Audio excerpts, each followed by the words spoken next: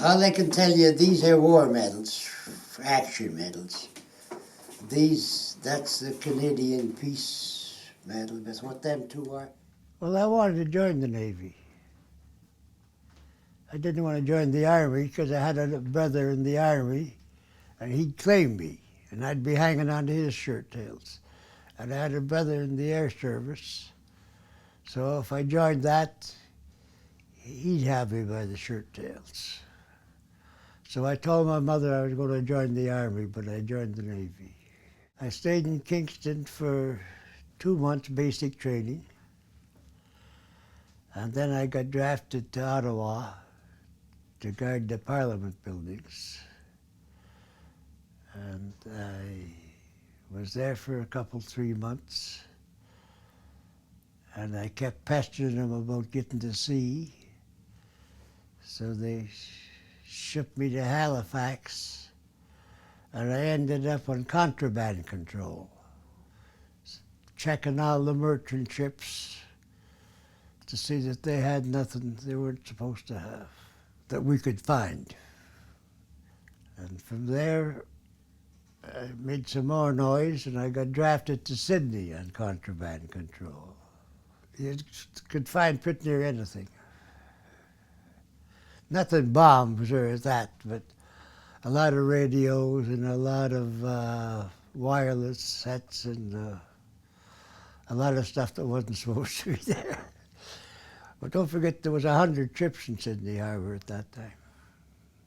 Not all the time, but we shipped different convoys out of Sydney, 100 ships. It was a busy, busy port.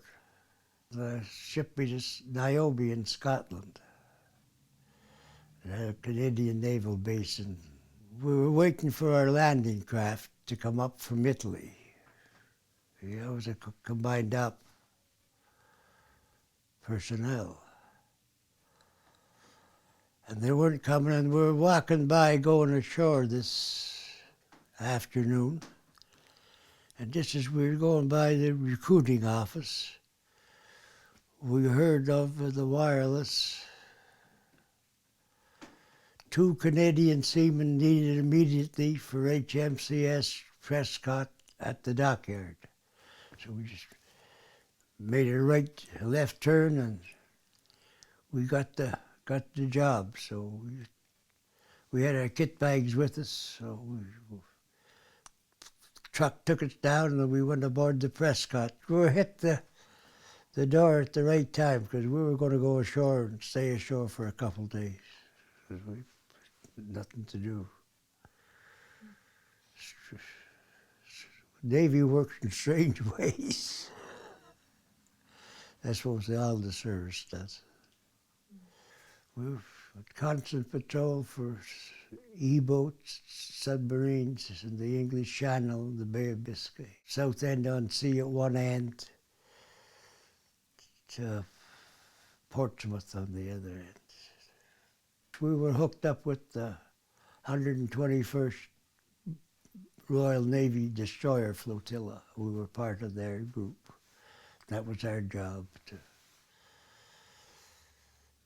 A lot of our guys took the troops in on D-Day, and we didn't. We were back guarding the tail end. And it was interesting, exciting, scary. But we had a very good ship, and a very good crew and officers. I was loader on a 2-pound anti-aircraft gun on the stern of the ship, and the shells were 2 pounds each, and there was 11 on a belt. So after 10 or 15 minutes, you were pretty well zonked out, but you had to keep going. They worked on clamps. You'd clamp one belt on and catch the other one with the second last one and clamp on till. But it never lasted more than a few minutes. You'd be firing your guns, but you had a shield up in front of you, a steel shield around the gun mount. Oh yeah. Not often. But our main job was making sure there was no subs got loose or no U-boats in the channel, because that was the main thoroughfare to the invasion site. But they had big U-boats, and they had all sizes. They had midgets too, 2 men, and they had some 1 man. It was just a torpedo with a cover on it, and he steered it. But they were nasty little critters. Because they're hard to pick up, pretty impossible to pick up on radar unless you happen to see it. We only got one come up and surrendered out in the ocean, and the British destroyer come and took her.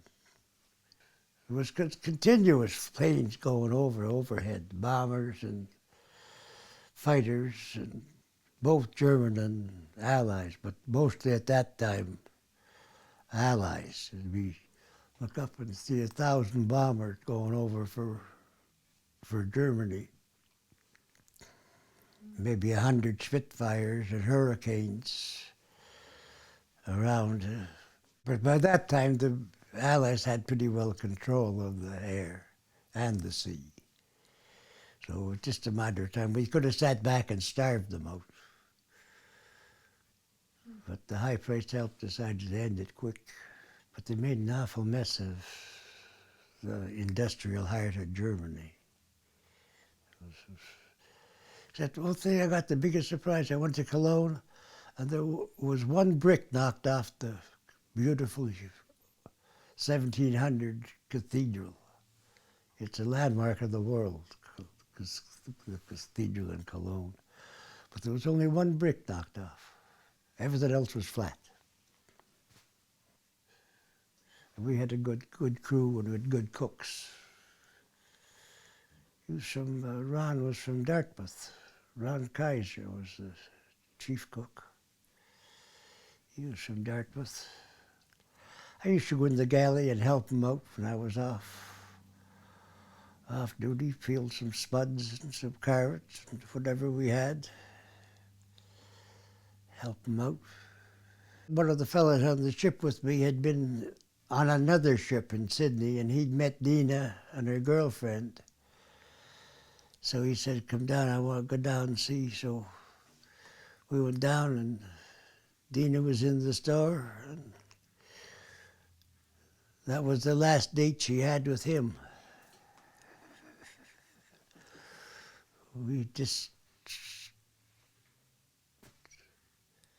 It was meant to be. Well, I was quite happy on the wheel, when I was on the wheel. You were in by yourself, and my buddy was behind me with the wireless, so he'd be getting the news, and we got along pretty good. And routine, and then minutes of pure fright. When you'd pick up a submarine or something underneath, the planes would be coming over to try to get the merchant ships. That was just terror. It's okay in the daytime. You didn't have blackout curtains on. But at night, you had every light was concealed. So you couldn't see at night all you could see was your compass. You steered by your compass. And that was stressful because you begin to see a set of 4 lines, you begin to see 6 lines. You pick the one out. The most exciting moment, I was a quartermaster, and I steered the ship, and the wireless technician had his little cabin right behind me. And he was from Sydney too.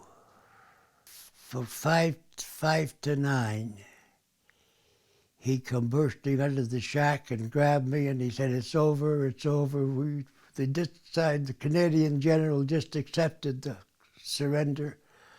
He wasn't supposed to be tuned in. This was all secret. We knew the war was over 3 hours before Churchill did. So the skipper got on his loud hailer. We were in Southend-on-Sea at the time. And he said, "Get ready to celebrate. The war's over. The war's over." And about 10 minutes later, some high-priced help arrived in the ship, give the captain an awful going over. And another 10 minutes, we were on our way to sea, to Cardiff,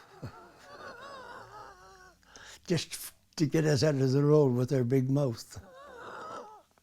We actually knew the war was over, the first Canadians anyway. Yeah, that was it. We paid dearly for it. We never got ashore for till they sent us home. Around there for, I suppose, 7 or 8 days maybe. Then they told us to come aboard and told us we could thanked us for our service, and he said, "Make a beeline for Sydney, Nova Scotia. That's where you're going to tie up." So it took us a little over 5 days to come home. I'd only been married for a year, and I'd only seen Dina for 3 weeks, I guess. So I was very happy we were making for Sydney. So there was another sailor, Doug Anthony. He was from Sydney. So the minute we tied up, the skipper told us, "You guys get cleaned up and dressed and go. The rest of the crew will tidy things up." So we got ashore at a little after 12 o'clock. I can remember walking down Charlotte Street yet to the store down next to the YMCA where Dina was. Yeah, that was exciting. It was very, very good. We had very good officers. We had a good crew, and we had a happy ship. And we'd done a tremendous job. Because the British Admiral come aboard when we were coming home and told us that. So we're very pleased with, we did our job. Be thankful. Say my prayers every night that I made it. Look after the world. It's just what an old man does.